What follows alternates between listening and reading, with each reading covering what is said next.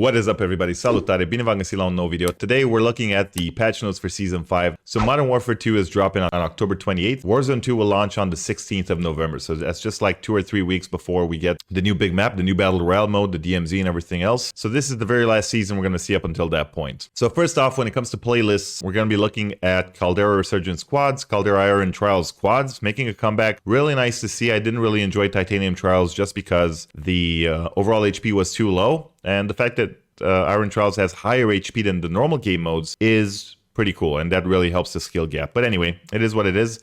We're going to see Iron Trials again, plus Rebirth Resurgence squads and Rebirth Iron Trials squads. That's going to be interesting. Alongside the above, the following game modes will always be available on Mondays through Thursdays. Battle Royale Solos, Duos, Trio squads, Fortune's Keep Resurgence Solos, Duos, Trio squads, and Plunder quads.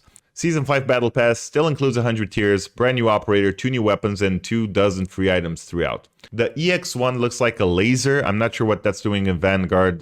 They added a lot of skins, a lot of weapons that don't make a lot of sense. And it's ironic considering the fact they didn't want to add the trophy since it's a World War II game, right? Whatever happened to that. So we got the EX1, which is pretty much like a full-auto railgun kind of thing. We got the RA225 submachine gun, which looks a bit like the Wellgun. Available at tier 31. EX1 is tier 15. 1 new operator, Raul Menendez. 25 free items, including weapon blueprints, charms, calling cards.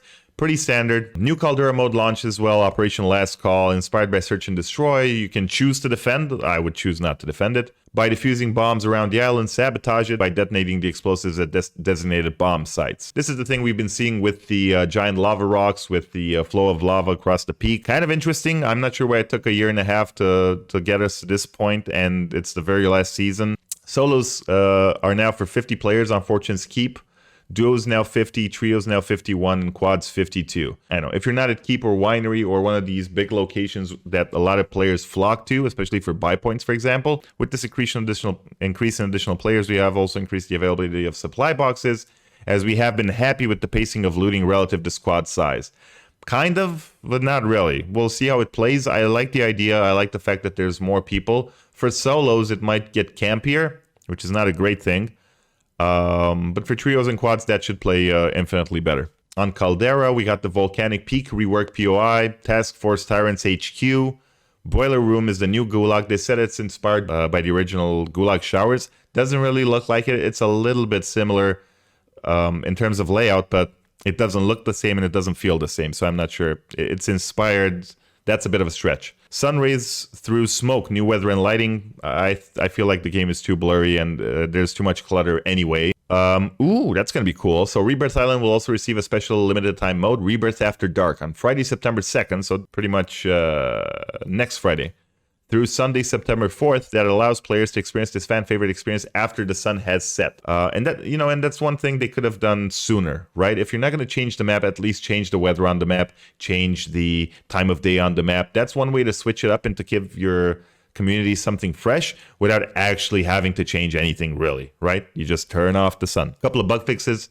Let's take a quick look. Collision issues, plates after interacting with the buy station. I had no idea that caused it, but I had issues with putting plates on as well. Fixed an issue that caused the player to be unable to buy back a teammate when the hardline perk was equipped. Didn't have that happen. Issue that caused prestige levels incorrectly display in the barracks. Fixed an issue that caused some emblems and calling cards to be unequipped automatically. Didn't have that. Fixed an issue that caused the out of bounds warning to get stuck on screen in a pre-match lobby. Well, we all remember that one, don't we? Supply box UAV, new kill streak can be activated to mark nearby. I played a couple of matches. I ran into some of these. I'm not sure exactly why we need a different type of UAV. They added some boxes as well. So blue is the standard supply box. It's what we're used to. Orange is legendary. Red is resurgence. And pink is personal supply box. Now that's a totally new thing that they added, which awards you your loadout, basically. It's the loadout you have saved as your favorite, right? For me, that's usually the Armageddon, the Swiss. So I was very surprised when I opened up one of these crates and my Armageddon Swiss flew out of it. And it also gives you 2000 XP. Pretty cool. At the same time, I would like to see a limited time game mode where there's only floor loot and maybe these boxes are the only way to get your loadout. That would be fun to see. Rage Serum. Players can use this field upgrade to boost their close quarters capabilities by 40 seconds. What does that mean? Movement speed increased by 8%. Damage with melee weapons or while unarmed increased by 50%. Lunge distance increased to 3.2 meters, up from 1.4 meters while standing.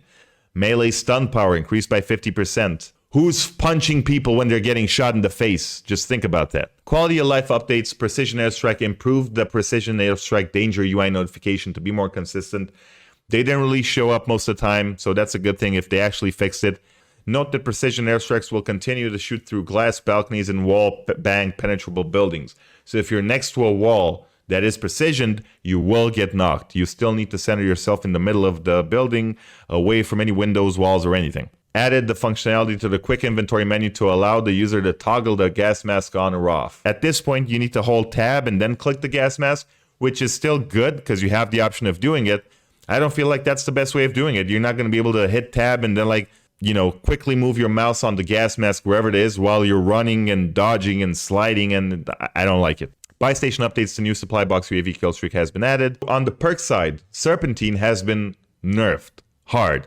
Fire damage no longer is decreased, explosive damage is no longer decreased. This change will arrive later this season, so this is not live yet. But the way Serpentine will work is if you're tac sprinting, you're going to take less damage from bullets. You're not going to take less damage from fire, explosives, or anything. That's a good thing. It was kind of a crutch perk that a lot of people were using.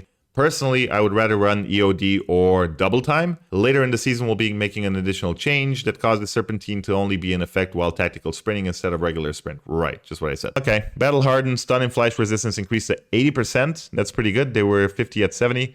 Players may wonder why this change is happening now, to which our reply is that there may be a surprise in store during Season 5 that warrants this change.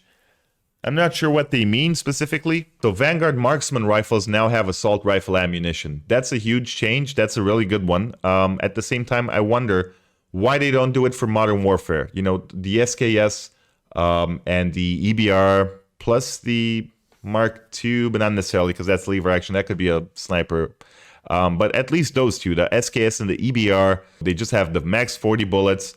And seeing as you can load a 20 mag on the SKS or EBR, you have 2 reloads. That's insane considering the fact that on the EMR, you have a 40 mag with 210 reserve ammo in AR, right? I'm hoping they're going to change that at the same time. Hey, in 2 months from now, we're going to be playing a different game, so I wouldn't hold my breath. Variable scopes 3 to 6 and 4 to 8 have been adjusted significantly. They're going to make more changes to it, so they want to move away from the no recoil meta. They now have a glint on them, reduced recoil control, and adjusted ADS time.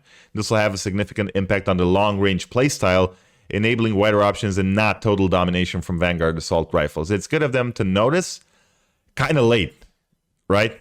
Now that we're done with all of that, let's take a look at the weapon adjustments. The cool part about the clean patch notes is, instead of saying assault rifle Bravo, Alpha, and so on and so forth, this plugin, the Clean Raven software patch notes, shows you the weapon name as well, so we can actually see that this is an AS44 and so on. For the AS44, max damage decreased, damage range increased on this barrel, vertical recoil increased. On this stock, they nerfed the initial firing recoil and buffed the movement speed penalty. The bar got a buff on the Clouser mag. It's now a 50, which is going to be pretty good. I really like the bar. I'm probably going to play more of it. The orange ground loot is kind of nice. They also nerfed the Cooper carbine, they nerfed the compressed rounds, and the main barrel, the Cooper Custom. Now it has 15% less horizontal recoil control. So the KG got a lot of nerfs. Barrel, mag, the 60-round drum, the stock everybody was using. Got a lot of nerfs. I'm not sure if that's enough to take it down, but they did buff the Grow a whole lot. So max damage is increased now by 1 point, max damage range increased by 40 meters, and neck damage multiplier increased by 0.14. That's pretty big, seeing as Modern Warfare guns didn't have a whole lot of neck damage, and that's kind of what kept them in the shadow when they were fighting Black Ops Cold War weapons. Groza got a little buff, but nobody was using it really, so I'm not sure that's gonna convince anybody to switch teams in that sense. So the Black Ops Vargo got a little buff in terms of ADS and ADS penalty. Not bad. For the 60-round mag, this sounds pretty good right now. But overall, the damage isn't that great, and damage per mag is not stellar. I think the Automaton, Cooper, UGM is still pretty solid. All these guns have at least 60 bullets, and they really punch. The Vargo got a lot of buffs. Also, a bunch of barrels, 3 of the mags, 1 stock. Got a little bit of extra bullets. Fire rate increased by 50% on the 30-aught round. Might be interesting. We'll see some players switch to the Vargo S, but I'm not sure who was grinding it, to be honest, especially since when it came out, all the videos said it was not meta. So grinding 70 levels for a weapon that is not meta, people are just going to jump on the Grau. People are going to be jumping on the Grau like hotcakes. SCG got another nerf. Also a buff on the 60-round mag, which was pretty strong. I would definitely suggest to use a 60-round mag at this point. The main barrel has a bit more recoil now. I would consider it in line with the Krig at this point, but with the right attachments, it's so easy to control, it doesn't even matter. On the UEGM, sustained recoil slightly adjusted. It had a huge side-to-side bounce, so when you continuously fire, it bounces all over from side to side, so might be a bit more usable right now, but for the meta build, it was still okay. The Type 11, kind of underrated. Bit slow, smaller mag, but really high damage output and really low recoil. Plus, they buffed the Shrouded Barrel and the 45-round mag, so the Type 11, pretty solid build and option right now. Onto the Marksman Rifles. Overall flinch has been decreased by 33%. So for the SVT, it got a buff on ADS. The Precision Barrel was nerfed. The 15-round mag was nerfed as well. The 20-round mag, which was very good, was nerfed as well. SVT not looking so good. The M1 Garand got a couple of buffs, especially for muzzle velocity, and that's pretty good now. The TTK would be around 300-400, provided the crosshair stays where it should. Maybe with the flinch reduction and with the muzzle velocity boost and everything, might be a bit more usable. I'll definitely try it out just because I like semi-auto.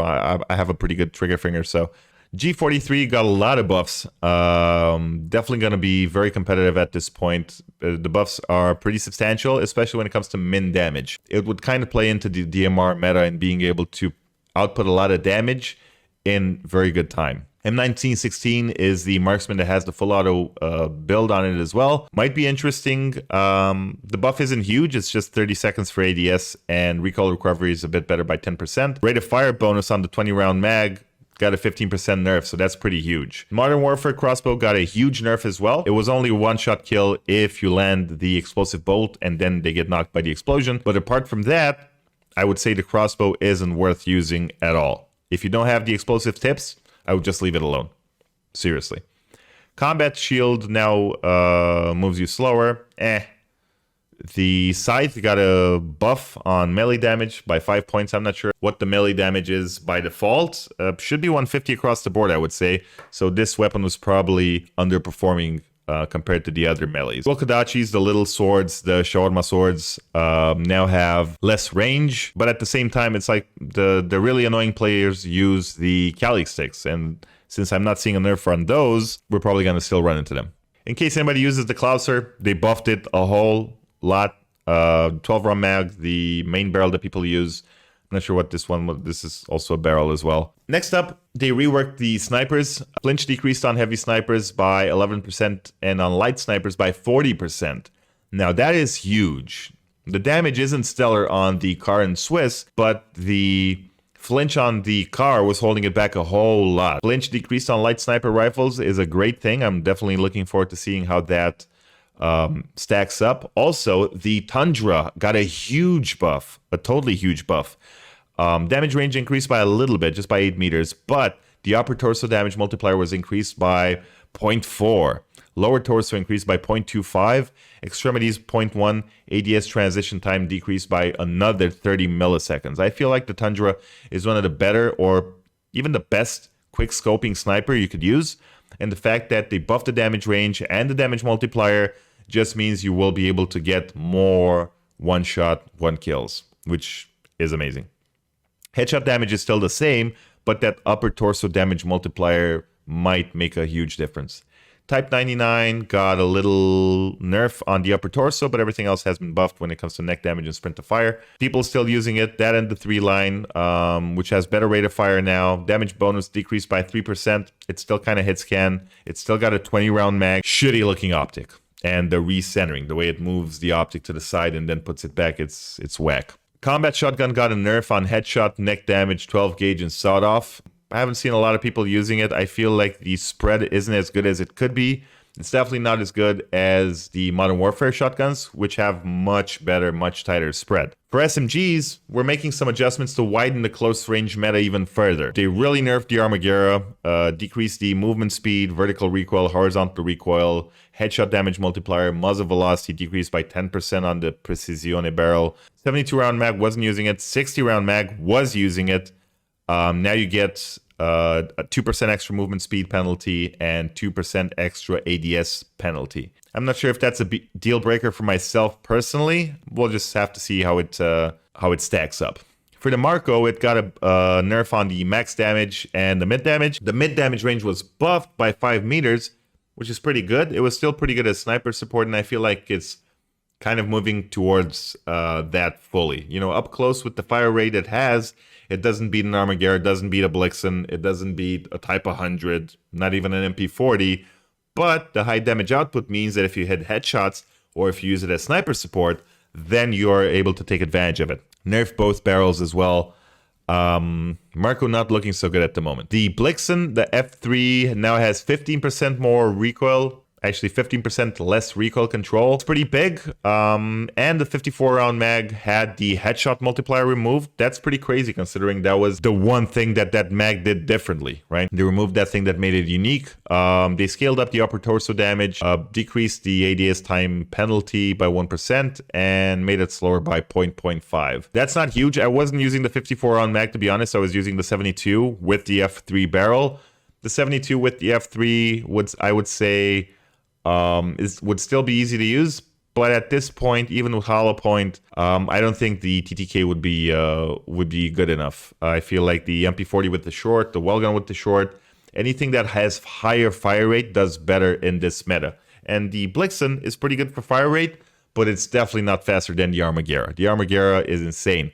A lot of people have been using the Fennec as well, right? Just because of the fire rate and the bullet velocity. It's got about 1,000 of each. Anyway, they buffed the UGR, the bolt-looking piece of shit from Black Ops Cold War, magazine capacity by 5, and by 14 for the explosive things. Fire rate isn't great. Mobility is kind of decent for Black Ops Cold War. I'm not going to see a lot of people using this, I can guarantee. For neck, just like I was saying, neck damage multiplier increased to 1.4 from 1.01. Okay, so this got a huge buff. Leg and foot damage multiplier increased to 1 up from 0.9. So shooting people in the foot doesn't cost you anything, literally. This is going to be a huge contender for the short range meta, just because of the high muzzle velocity, high damage output, high fire rate, great neck damage multiplier. Damage per mag not so good, and the mag keeps it in check. I think it's got a 45 or a 50, but the fact that it's easy to track with and it sort of falls into the no recoil meta, if it's got good damage, good fire rate, and good muzzle velocity, it's definitely going to be a great pick for a lot of people. I would definitely suggest to use it. Tommy gun got a little bit of a nerf / buff on the Chariot, buff on the Chariot 5, buff and a nerf on the Kurtz 50. I'm not sure how many people use it. I don't like the reload animation. You have to slap the mag. Fire rate is good. Damage is not that good. I would say this doesn't really change a lot of things for the Tommy gun. Maybe with the rapid fire barrels, since vertical recoil is less. Might see that happening. The PPSH, on the other hand, got a couple of buffs, big ones as well. On the 300mm barrel, they removed they decreased the hip fire accuracy penalty, increased the damage range by 5%. On the 71 round mag, they removed the damage penalty. That's huge. That's really huge. Recoil recovery on the Zac folding, so that's going to be even better. You're not going to get that thing where your camera goes up when you stop firing. So that's going to be nice to see. I'm definitely going to play the PPSH. The hipfire build is good already. It's going to be even better right now. Expect to see a lot of people hipfiring PPSHs in the near future. P90 got a little buff. P90 has insane muzzle velocity. It's got over 1,000. I think it's 1,400 on the Forge Tag Retribution barrel. This is probably going to be a great option for people who haven't really leveled up anything in Cold War or Vanguard. So I would expect the people you're running into with the Grau to be running either a P90 or a Fennec. Striker got a buff as well, the UMP. I'm not a huge fan of the Striker, so just like I was saying, I think that's the best way to look at it. The people running the Grau, the people who are still running Modern Warfare guns, which have better aim assist from what I know as well, they're going to be running P90s and Fennecs. So that means both of those have high fire rate, high muzzle velocity. So you will need to be running high muzzle velocity, high fire rate as well. Marco will not cut it against those people. Marco has 500 or 600 fire rate and muzzle velocity. So you need to pick something between 800, 900, 1,000, somewhere around there. That's pretty much it for the guns. Let's take a look at the attachments real quick. For the MX silencer, I had a huge nerf for muzzle velocity, damage range, and recoil control. Some people will move to Mercury since that one doesn't have any penalties, especially on SMGs. You can use that and have no damage range penalty. For the M1929 silencer, which is the silencer for ARs, the little one, it also got a nerf on recoil control, muzzle velocity, and damage range. A good option might be to run recoil boosters with subsonic, just because that helps TTK as well. If the weapon has low recoil, you will definitely be able to put a recoil booster on it and be able to manage that recoil. On the Mercury silencer, the only thing they nerfed is the horizontal recoil control by 1%. So I would still say that's a good pick. But yeah, the MX and the M1928, not looking so good right now. For the scopes, they just said in the initial patch notes that they nerfed the 3 to 6. Sniper glint has been enabled for it. So that means if you're running a 3-line with the 3 to 6X, you will have sniper glint. Recoil control decreased, flinch resistance decreased, ADS penalty increased on the ARs. I would say a lot of people have been taking advantage of these for quite some time, so it's definitely time for a change. Now, personally, I prefer the 2 to 5X just because it has less visual recoil and I don't accidentally hit shift while I'm sprinting and then accidentally change zoom levels mid-fight. Tight grip, people weren't using it anymore. They kind of moved away to hatched. It got another nerf just to make sure that people aren't using it anymore, and they let the meta evolve, right? Instead of tight grip, you can use hatched. You can also use the perfectionist perk, which gives you recoil control. Got a bunch of new operators. We're not going to take a look at them. Anyway, download size is around 10 gigs, 12 on PC. That's going to be it for today's video. Leave a like if you enjoyed it. Subscribe to the channel if you haven't already. Turn on notifications so you can see when I post. And I'll see you all in the next video. Vamos pro pato. Ciao.